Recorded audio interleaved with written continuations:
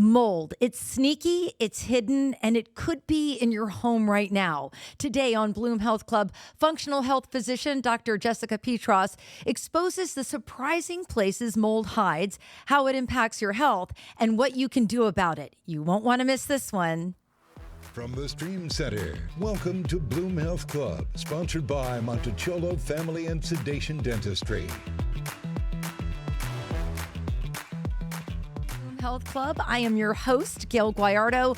Our Bloom Health Club guest today has a passion for uncovering the mystery behind chronic illness, focusing on the real root causes of what's making our bodies so sick, making her one of the most sought-after leaders in functional medicine.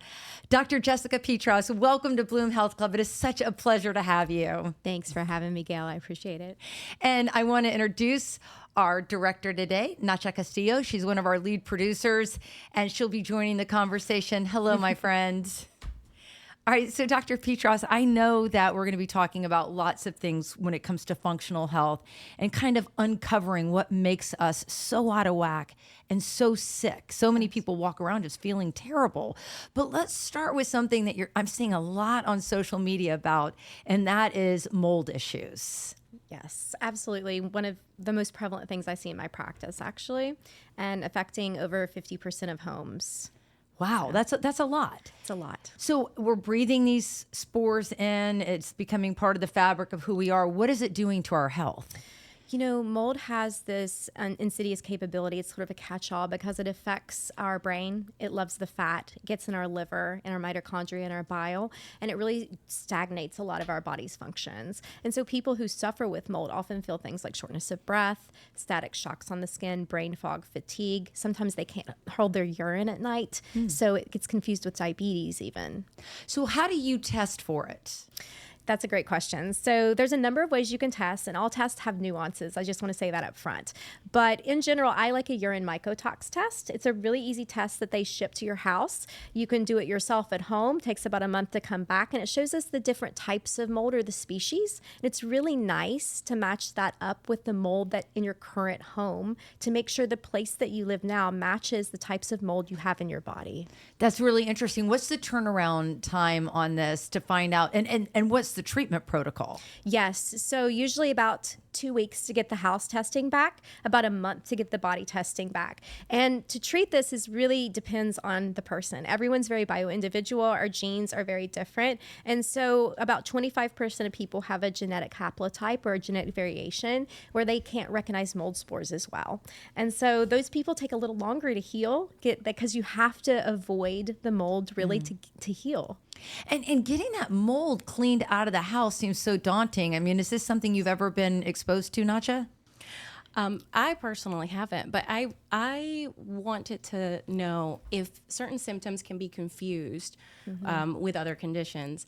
How do people go about advocating for themselves when they're trying to figure out, have I been exposed to mold? Am I just getting ignored, or are these symptoms getting ignored or confused with something else? Well, let me be the first to say, I was trained conventionally in medicine, but I wasn't taught about mold or fungus very much. It may have been, 1 or 2 classes in my curriculum. And so really this has been a functional medicine journey for me too, of believing my patients over studies sometimes.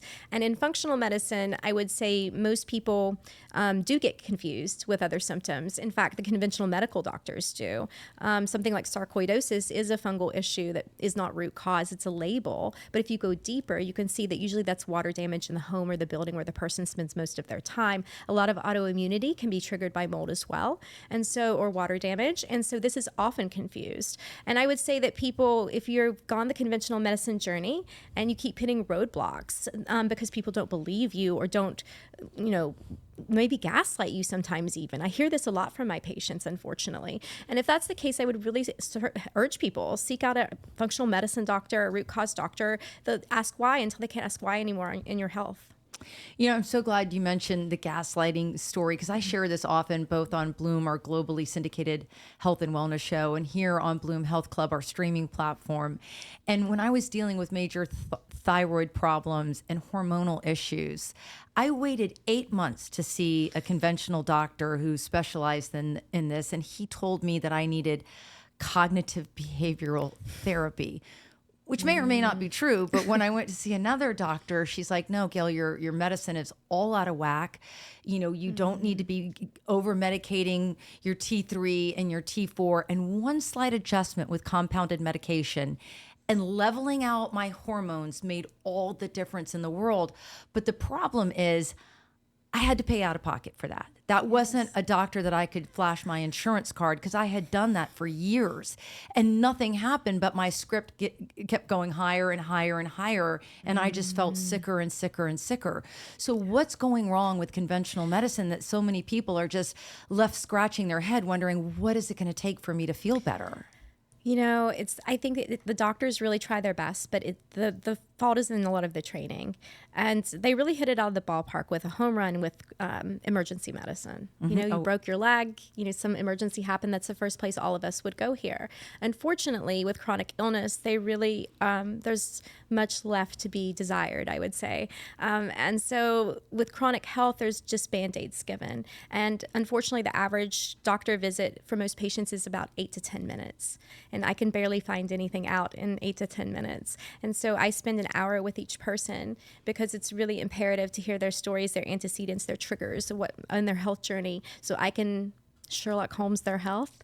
And oftentimes I think that the system is built for insurance companies and procedure-based. You're not paid to speak to patients in conventional medicine, unfortunately. Yeah, that's really sad. So talk to me about this new path that so many people are on, trying to find functional health doctors to uncover what's making them so chronically ill. And a lot of that starts with a typical blood screening, right?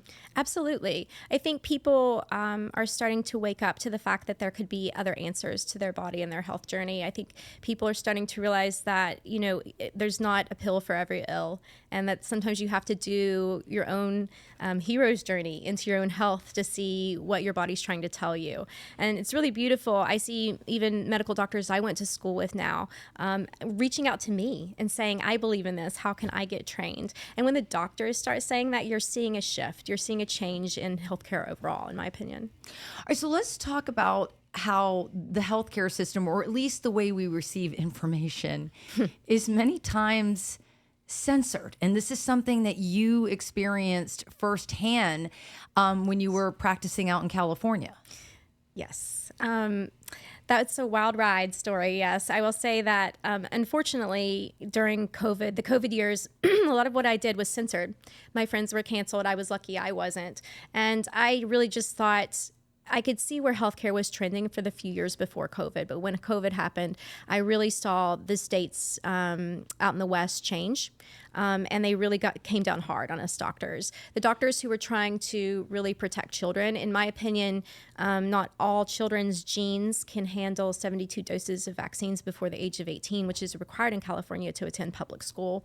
And so once they passed a law out there that they could subpoena patients' medical records without their permission and open them up under the guise of safety to check vaccine legitimacy, a lot of us doctors got in trouble for protecting children. And I wasn't going to compromise my belief system for an agenda, unfortunately, and or fortunately. And so I decided it was better to willingly surrender my license when they came after me for vaccine exemptions. And I thought that was the bigger play and the right thing to do. And I still stand by what I did, because I truly believe people are all bioidentically different and genetically different and need grace, because not all of us can handle every medication, and nor would we give something like metformin, a diabetes medication, to everyone. Yeah, and I think that's it. I mean, nothing about what we're talking about right now has to do with being an anti-vaxxer. I mean, there is obviously a place for vaccines, but it's not all created equally. And I found that, I did end up getting the COVID-19 vaccine. And after that, I started to get really sick. And it just kept getting worse and worse and worse. And eventually, after a lot of unanswered questions, I went to a doctor like yourself who's into functional medicine, who ran a deep dive on my blood and found something called Epstein-Barr. Dr. Jess, I literally could not peel myself off the couch. And then when they did further blood testing, they found out that I never had mononucleosis. So therefore, it was not triggered by something that I had exposure to in the past. And then fast forward, a Yale study showed that there was a group of people that got vaccinated and the result wasn't so great. So is there a way to tell if you are meant or to do some kind of DNA testing to find out what vaccines would work? Not that we had that option during COVID, but like how can we tell what's beneficial for our bodies and what's going to hurt us? For sure. That's a great question. And I will say, just to your point in your own personal story, with COVID-19, 74% of people with long haulers have Epstein-Barr reactivated. So it's something I've seen personally in my practice with my people too. And even though you didn't have mononucleosis beforehand, I do see that be a problem with people who got the COVID-19 vaccine in a subgroup of or subpopulation of people. So I would say with COVID-19 and all vaccines, you really need to look at epigenetics and your genes. It's really helpful to hire someone who is a gene specialist or genetic specialist to go over your different genes. They're kind of like keys on a piano. So certain keys are pressed or turned on or off, and other ones aren't. And the genes respond to the environmental cues, what you eat, what you think, who you hang out with, how long you sleep, exercise, all turns on or off our genes. So vaccines do as well. So some people, if they have a higher propensity for oxidative stress, for inflammation in general, they may have problems detoxing like MTHFR or a slow COMT, which means they can't break down adrenaline. And so sometimes some of these ingredients in the vaccines, or adjuvants we call them, can be inflammatory or irritating to a certain system if they have these epigenetic variations. What are some of the treatment protocols that you use for people who are dealing with some chronic health issues? Like for me, a doctor recommended that I try the NAD plus IV, which took hours. Yeah. But I will say those long spans on the couch after I got out of work where I couldn't lift my head up started to subside. Yeah, definitely there are different protocols that we can suggest to certain people. I will be the first to say that there is not one way to health. There are many different hacks and things that you can do for the body. And so it's not black or white. It's a very gray area. But yes, people who have vaccine injuries or long COVID or something like that, for sure we need to look at the mitochondrial rejuvenation. How do we turn on their powerhouse of the cell to make more energy within the cells that make up every organ in the body? How do we make sure that their bile is flowing, that their bowels are open, that they can sweat properly, that they're sleeping properly? Because all of these things help to eliminate things that have been put inside the body that didn't belong there in the first place. And so it's just that simple. And then maybe we give binders and pull things out. Maybe we give more antioxidants to get the body to work more at peak performance. Is it fair to say, Dr. Jess, on a positive note, kind of turning away from, the silencing of medical professionals like yourself or the cancel culture, that if you're just trying to speak your truth and people don't like it, they're going to raise all kind of Cain, which is ridiculous. But at the end of the day, there has been this incredible movement with medical professionals like yourself, many of whom that I've actually had the honor of meeting that are like, wait a minute, you do not have to go through life feeling sick and tired. There are new ways to treat people. I mean, it's actually very promising what's on the forefront. If I'd known what I know now in medical school, I would have been so excited. I was excited in medical school because I believed everything they taught me. And then I got out and I was a little disillusioned. And I have to say now that disillusion has turned into excitement again because I have answers for people and my job feels extremely rewarding when I went in to help people and then I felt like I was giving Band-Aids or discharging people on 30 medications. And now I can say, here's a streamlined protocol with 5 different herbs that come from nature. And I know how to make you feel better and get to the root cause rather than just Band-Aiding your issue. It feels amazing. And it's a great thing to have happen to healthcare. And you say that, you help people become their own best doctor. What do you mean by that? You don't just want to give a person a fish, you want to teach them how to fish. Right. And so I really like to educate my patients because if you really understand your stuff, you can break it down to a toddler. And really? Absolutely. If a doctor knows their information well enough, they can explain it to a child. The body is not that simple. A lot of the times we all have the similar organs, even though we're by individual. And the body, you have to know the language of the body. And so when you teach people, they understand, and they literally can tell me sometimes better than other doctors I've met in my life how their body works. I've seen it time and time again. Another thing that you're known for is helping people treat themselves naturally. Like take somebody like myself who struggles with hypothyroidism. Are there ways to really boost my health without having to lean on the medication all the time? Absolutely. So you have to know what it takes for the body to make thyroid hormones, what could be messing with that delicate system, because the thyroid is one of the most delicate endocrine glands. And so, what are the underlying causes? Sometimes people are mineral deficient. They don't have enough minerals, which require copper and vitamin A and selenium and iodine and things like that to make thyroid hormones properly. Sometimes you're not using your voice and speaking your truth enough is a component of it. Sometimes you need a parasite cleanse because parasites are missed in this country. Sometimes mold is in your house and you don't know why you can't get out of bed in the morning, and you have brain fog, and that's contributing to your thyroid because your body's constantly fighting off an intruder, and it can't give you the energy you need to make thyroid hormones. So if you know the root causes of why people might feel the way they do, you can actually help triage their health and get to the root cause for them by process of elimination and in functional testing, which goes deeper than conventional testing. So what kind of testing do you do for your patients? I don't just get a thyroid stimulating hormone. I get a full thyroid panel, because if you have antibodies that are positive on your thyroid panel, that's called Hashimoto's hypothyroidism. If you don't have antibodies and your thyroid is sluggish, there's a whole different treatment plan for that. So most doctors don't go that deep to know. They're just, your TSH is off. Let's get thyroid hormones now, T3, T4, let's look. But rarely do they ever get antibodies. Rarely do they get a reverse T3, which tells me how stressed out someone is. And it's a completely different treatment plan when you start looking deeper. And then on top of that, I might look for heavy metals, which can replace iodine in the thyroid, mercury, something like that. I'm going to look and see if people have root canals or mercury amalgams, which also can contribute to the thyroid. We'll look at the proximity. That's interesting. Yes. I did have a root canal. That could be the problem. I mean, I've heard that before, but how do you reverse that? I mean, the root canal is done and done. Well. This is the only place we leave dead necrotic tissue in the body. And then there's thousands of porous channels within a tooth where bacteria can hide.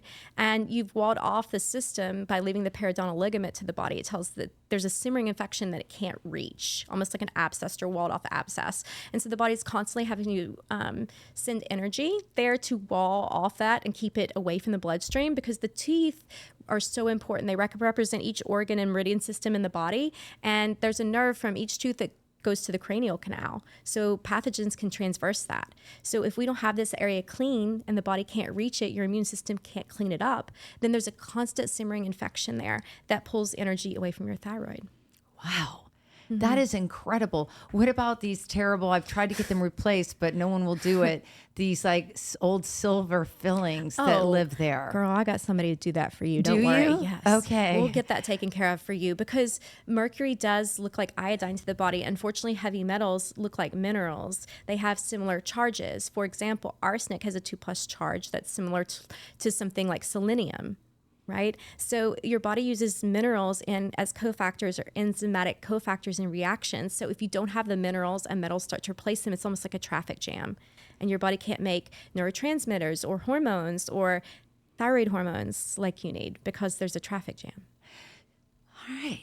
I see you slid in on that one, Nacha. Well, since we're talking about the kind of going a more natural route on treating, how big of a key player is nutrition and our food? Because we talk so much in Bloom, we talk so much on the podcast about all the chemicals that our food is being sprayed with. And I read on your blog how there could be certain diet changes that could be made to treat issues with the thyroid. And then my own husband, he deals with psoriasis. Like right after COVID, he got psoriasis, and then he got deployed. He's active military, 1 year to Bahrain, changed his diet completely. And he could see the difference that it made in his body and how it affected, his skin. It got better. So how big of a key player is it? It's huge for people. Anything that leaves unchecked inflammation in the body. Inflammation is our friend, but when the on button is pushed and it's too long, it's not. It starts to wreak havoc on the body. And so food definitely adds to that inflammatory burden within the body if you're not careful. One of the things for skin issues as well as thyroid issues is gluten. Processed gluten, unfortunately sprayed with glyphosate or Roundup Ready in this country. And so many people react to that. And that's super important for Hashimoto's. It's also important for the skin because what doesn't come out your bowels will come out your skin, always. And so that's just one of the changes. Processed dairy is another one that really gets people. Sometimes eggs are inflammatory. Seed oils, all these things can be processed sugar, of course. I think we all know that at this point.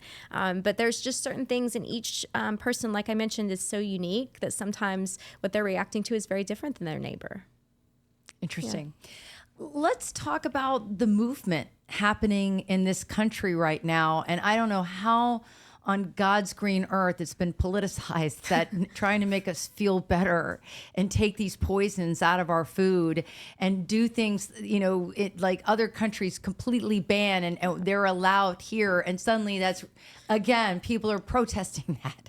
I'll never understand why, but it does seem like we're heading in a new direction, a frontier that goes back to how I was raised on our family's dairy farm. I mean, we picked our food out of the ground. We didn't have anything that was a preservative. My grandmother didn't even know what that was. Exactly.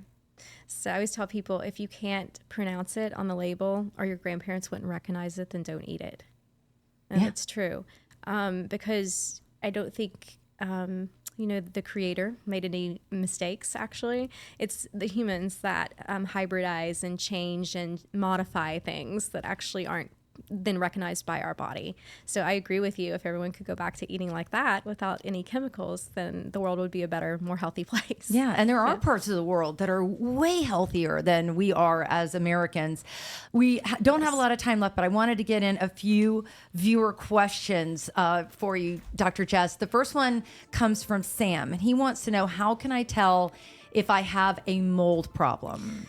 So there are a few clues you can look for here. One of them is if you believe it's your home or the place you work, when you leave or you go on vacation, do you feel better? Do you feel worse when it rains outside? Do you have an airflow problem? And then these are the problems you can ask about your house, or if you had a leak before. That's a big, huge deal, especially if it wasn't remediated or cut out properly. As far as your body goes with symptoms, it's things like brain fog, fatigue, static shocks on the skin, not being able to hold your urine. Like I mentioned before, you may have some respiratory issues like asthma, or children will start bedwetting again. There's lots of different symptoms that can happen with mold. It's not always respiratory issues. In fact, some people just come up with autoimmunity. So if you have looked for answers and just have hit a roadblock or a wall, I would suggest looking into mold, because it can be a catch-all for many different symptoms. Okay, the next question comes from Allie, and she asks, who should visit a functional health doctor? Well, I may be biased, but everyone. I think it's really good to have a new perspective or a set of eyes on your health journey. If you've only gone in one direction before, you may want to maybe be a little open-minded and see if a new set of eyes or a new perspective can really change your health journey. Because I was trained conventionally, like I mentioned, but I really started helping people when I looked through different lenses at their health journey. And I think that's good for everyone to get a second opinion. All right. And last question comes from Sarah. She wants to know, what types of tests do functional medicine doctors run that traditional doctors do not? A lot. So one of them is a stool test that looks at all the gut health, looks at all the different bacteria, viruses, parasites, how much inflammation you have in the gut. If you're allergic to gluten, there's so many different things you can look at on these gut tests. We also look at neurotransmitters. We look at hormones, all the different types of 3 different types of estrogen, progesterone, testosterone, and then cortisol, cortisone. We look at mold. We look at heavy metals. We look at all the different things that unfortunately, blood work hasn't changed in 30 to 50 years. So we have to kind of branch out and look at other functional tests. We look at everything. Dr. Jess, it has been such a pleasure to have you as our newest member of Bloom Health Club. You've brought a wealth of knowledge to our viewers and listeners. Thank you so much for joining us. How do we find you? Thank you so much for having me. So I'm really active on social media. I give a lot of free health information on there. So you can find me on Instagram, Dr.Jess.MD, and YouTube, Dr. Jessica Peatross. And then my website's drjessmd.com, wellnessplus.com. And I also have a supplement company called Aegis Formulas. So I love it. I love it. Well, Yeah. listen, a huge shout out to Monticello Family and Sedation Dentistry for believing in us to bring experts in like Dr. Jess to share all of this valuable knowledge with you. And don't forget, you can watch our streaming show, Bloom Health Club, on Apple TV, Fire TV, Roku, Samsung TV, WFLA.com, and YouTube, Spotify, and Apple Podcast. I'll see you next week on Bloom Health Club.